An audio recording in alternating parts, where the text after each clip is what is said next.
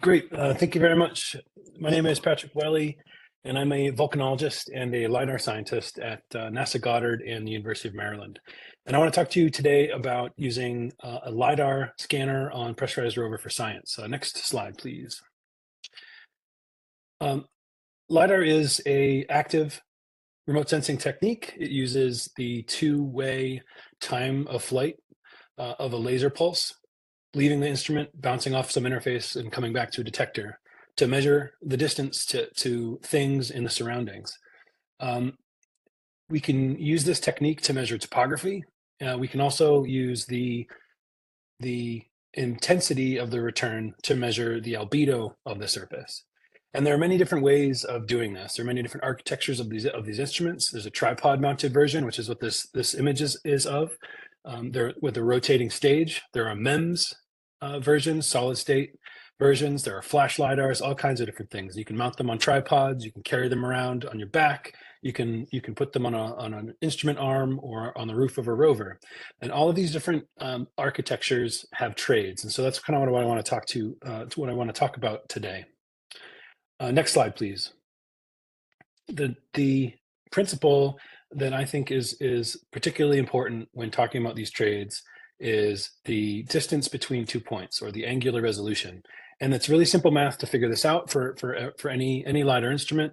You've got the distance between 2 points, or the spread in the LiDAR footprint is a function of the distance from the detector, or from the laser source from the interface, and then the angular resolution, or that theta. And so it is important because the point spacing of your data determines what spatial resolution your data products are going to have, and therefore what kind of science questions you can answer with the LiDAR. So we're going to talk about a few different kinds of LiDARs with different angular spacings. Next slide, please. We use LiDAR for looking at volcanoes on Earth, or my research teams do. This is an example of an explosive volcano in New Mexico called Kilbourne Hole. And the colors in that bottom right picture are reflectivity. So the LiDAR is an infrared LiDAR, and the different kinds of rocks in that outcrop interact with that infrared light in different ways. The dark things are the basalt clast. Some of them are large blocks and bombs. And the colorful, more orange and yellow things are volcanic ash, and they have higher reflectivity. On the moon, we'd expect this kind of relationship to show up in impact ejecta and different kinds of rocks, of breccias. And we can look at the orientation of these boulders and the attitudes of these beds in 3 dimensions, and at the accuracy that's on the order of a field geologist with traditional tools. Next slide, please. So this chart on the right shows the kind of universe of what off-the-shelf LiDARs can provide, with 3 different angular resolutions. The highest resolution, or the tightest beam, is the bottom line of 0.01 degrees, and then a wide beam LiDAR would be 0.2. And these are just I'm mixing all the different types of LiDARs and just showing you 3 different kinds. But the point of this is to show the different kinds of science you can do. And so at the point A on the top, we're measuring objects. We're measuring footprints, or rover tracks, or boulders, or craters. And whatever you're measuring, you need a couple of points at least to do that measurement. And so the A point is 20 meters from the instrument. You could measure 5-meter things. But if you had a much higher angular resolution instrument, a 0.01, the B line, you can measure 20 centimeter things at the same distance.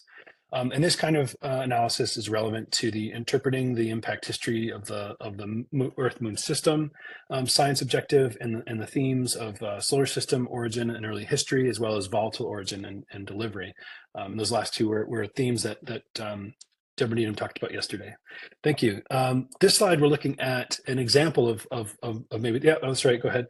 Yeah, a breccia. We've got a breccia. This is a volcanic breccia, but it's a breccia, and we have a LiDAR data from this volcano in Iceland called Askja volcano.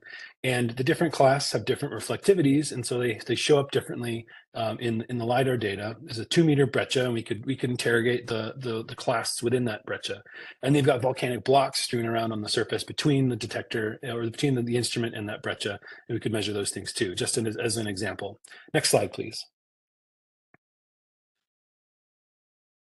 Another thing we can do is assess the trafficability, and so this is more in line with an aid for crewed operations, but it's something the pressurized rover could do whether crew was in the machine or not. The image on the bottom left is a slope map, and the same chart on the right that we looked at before. I want to preface this saying that analog studies that we've done show that the decisions by individuals walking around trying to figure out what the safest way is to get from A to B, a 60 degree or 60 centimeter slope map is the most effective map for them to help them in making their decisions. So we can make a 60 centimeter slope map with these 3 different scanners at 2 meters from the scanner, 10 meters, or 60 meters. So if you have a high resolution scanner, you can make a slope map that's effective for the crew to use to walk around at 60 meters. And so I can imagine the rover could collect these data between, before the crew has even arrived on the moon. They could arrive at the new landing site and scan the area in such a way that you could use those data to plan the exploration for the crew once they get to the surface. And the colors on this map are kind of arbitrary, but this is a 60-degree map that we made at Kilburn Hole. Next slide, please. Another really huge benefit of using LiDAR on the moon is that LiDAR can measure into shadows. The point cloud in the center of the chart is a lava tube. And while I'm not advocating for driving pressurized rover into a lava tube, I wanted to show this as an example of a LiDAR data set that was collected completely in the dark. So it's a really effective way of looking into shadows or working even when it's nighttime.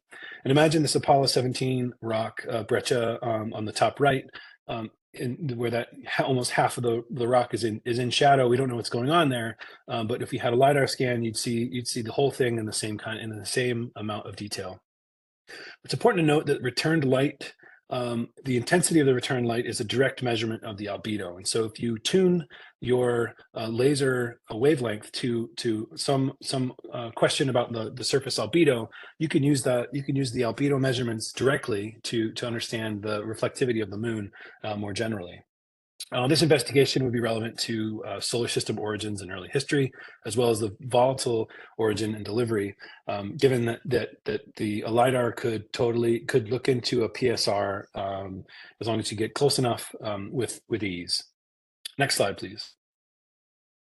And now for architecture, I just came up with 2 simple examples. You could mount a LiDAR anywhere, really, but like I said in the beginning, and anywhere you decide to put one, you have trades. If you put a roof-mounted LiDAR, you're pulling this instrument a little bit farther away from whatever interesting thing might be on the ground.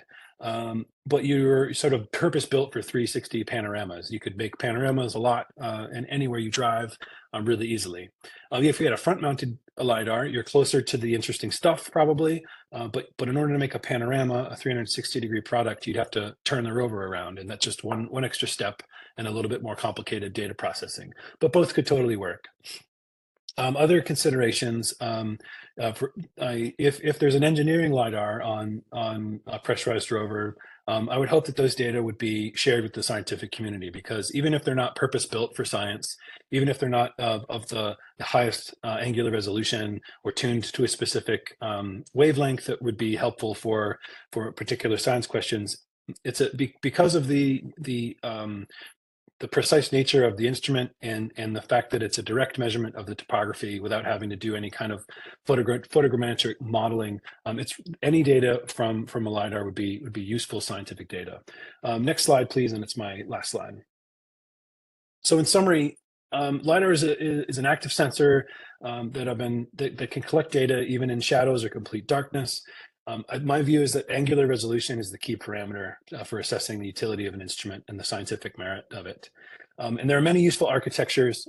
You can mount it in many different kinds of ways, and you could use many different kinds of detectors and sources. They all have their trades. But wavelength selection can add to science.